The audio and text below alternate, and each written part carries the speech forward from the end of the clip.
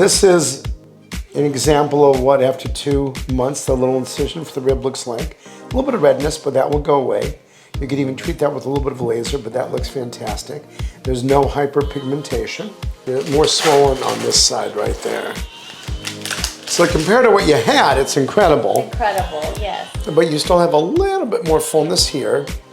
Your tip is pretty center. I'm looking at that line.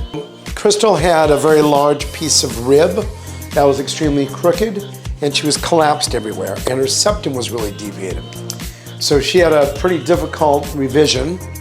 So for 2 months you're swollen, but it looks great. And you can breathe 90% better. I had to start getting to where around people kind of try to position my head so that they wouldn't see me straight on because I knew how crooked it was. Now the fact that I can breathe and it's fully open, it's life-changing. It's unbelievable. At month 6, give me a hug. Oh my gosh, thank you so much. Okay.